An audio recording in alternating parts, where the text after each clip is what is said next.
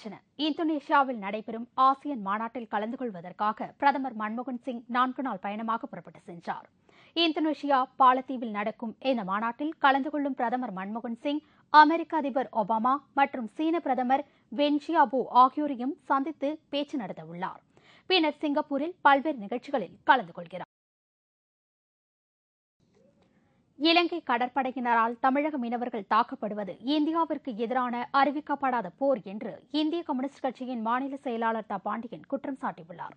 மதுரையில் இந்திய கம்யூனிஸ்ட் கட்சியின் பேரவைக் கூட்டம் நடைபெற்றது. இந்த கூட்டத்தில் பங்கேற்ற தா பாண்டியன் பின்னர் செய்தியாளர்களை சந்தித்தார்.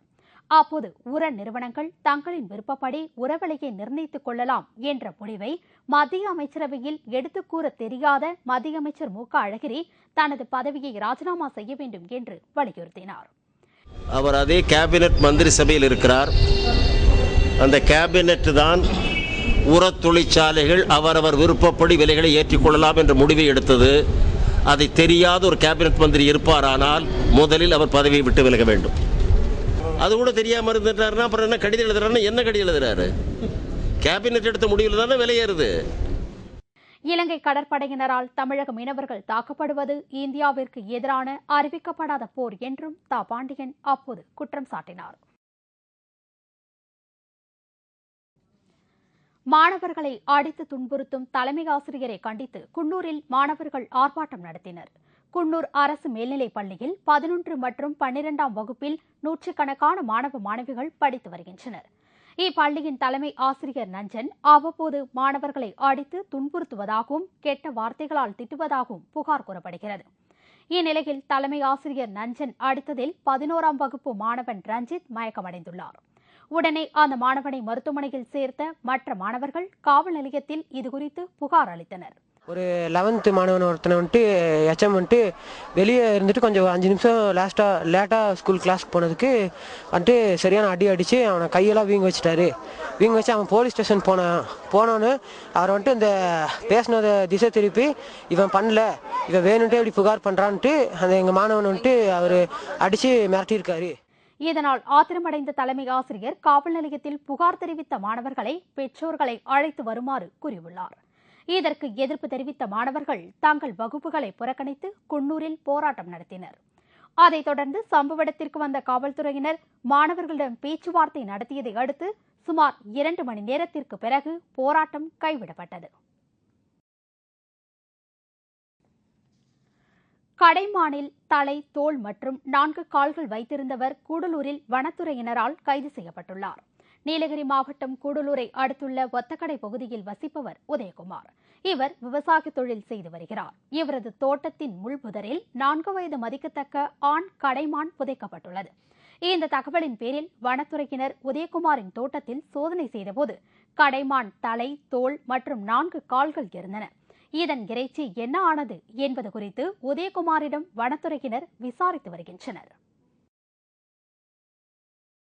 வேலூர் மாவட்டம் ஆம்பூரில் 100 நாள் வேலை திட்டத்தில் பணிபுரிந்த 200க்கும் மேற்பட்டவர்களுக்கு 2 மாதமாக ஊதியம் வழங்காததை கண்டித்து சாலை மறியல் போராட்டம் நடத்தப்பட்டது. ஆம்பூர் அருகே உள்ள வெங்கடசமுத்திரம் கிராமங்களுக்கு 100 நாள் வேலைவாய்ப்பு திட்டத்தில் பணிபுரிந்தவர்களுக்கு கடந்த 2 மாதமாக கூலி வழங்கப்படவில்லை என்று கூறப்படுகிறது. இது தொடர்பாக பலமுறை கோரிக்கை விடுத்தும் கூலி வழங்கப்படாததால் அப்பகுதி மக்கள் ஆத்திரமுற்றனர். இதையடுத்து பாதிக்கப்பட்ட 200க்கும் மேற்பட்டோர் வெங்கடசமுத்திரம் குறுக்கு சாலையில் மறியலில் ஈடுபட்டனர். வேலை செய்ததற்கு கையெழுத்து வாங்கிவிட்டு கூலி கொடுக்காமல் இழுத்தடித்து வருவதாகவும் உடனடியாக சம்பளம் வழங்க வேண்டும் என்றும் கிராம மக்கள் அப்போது வலியுறுத்தினார்கள். இதனிடையே கேபிள் டிவி கட்டணத்தை 70 ரூபாயிலிருந்து 100 ரூபாயாக உயர்த்த வேண்டும், தரமான ஒளிபரப்பு சாதனங்களை பொருத்த அனுமதிக்க வேண்டும் என்பன உள்ளிட்ட 10 அம்ச கோரிக்கைகளை வலியுறுத்தி தமிழக கேபிள் டிவி ஆபரேட்டர்கள் வேலூர் மாவட்ட ஆட்சியரை சந்தித்து மனு அளித்தனர். கடலில் காணாமல் போன காரைக்காலை சேர்ந்த 2 மீனவர்களுக்கு தலா 2 லட்சம் ரூபாய் நிவாரண உதவியை புதுவை முதல்வர் ரங்கசாமி வழங்கினார். காரைக்காலில் கடந்த மாதம் 30ஆம் தேதி காரைக்கால் மேடு, கிளிஞ்சல் மேடு ஆகிய மீனவ கிராமத்தைச் சேர்ந்த செல்வமணி, பழனி முருகன் ஆகிய 2 மீனவர்கள் கடலுக்கு மீன்பிடிக்க சென்றபோது கடல் சீற்றம் காரணமாக கடலில் தவறி விழுந்து இன்று வரை அவர்களது நிலை என்ன என்று தெரியவில்லை. இந்நிலையில் காணாமல் போன மீனவர்கள் குடும்பத்திற்கு அரசு உரிய நிவாரணம் வழங்க வேண்டும் என்று 10 நாட்களாக காரைக்கால் மாவட்டத்தை சேர்ந்த 12,000 மீனவர்கள் வேலை நிறுத்தத்தில் ஈடுபட்டார்கள். அதைத் தொடர்ந்து பாதிக்கப்பட்ட மீனவ குடும்பத்திற்கு புதுவை முதல்வர் ரங்கசாமி நிவாரணத் தொகையாக தலா 2 லட்சம் ரூபாய் வழங்கினார்.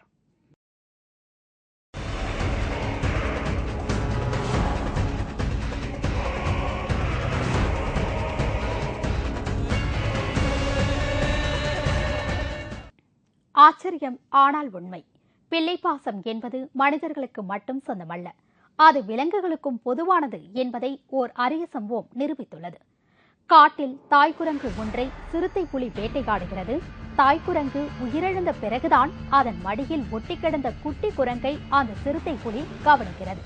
உடனே வேட்டையாடிய தாய்க்குரங்கை விட்டுவிட்டு குட்டி குரங்கின் அருகில் வரும் அந்த சிறுத்தை புலி அதனை தாய்ப்பாசத்துடன் பராமரிக்க தொடங்கிவிடுகிறது.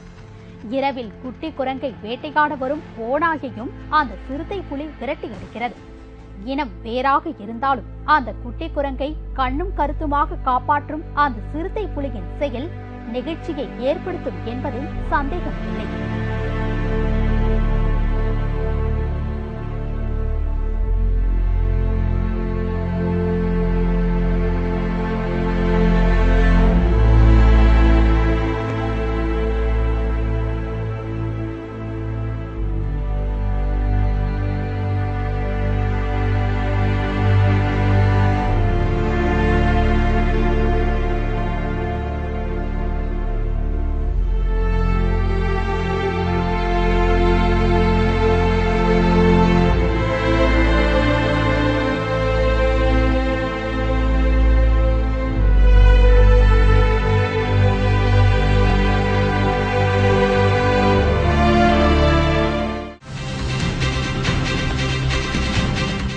சீனாவில் வண்ண நிறங்களில் தயாராகும் வாகன டயர்கள்.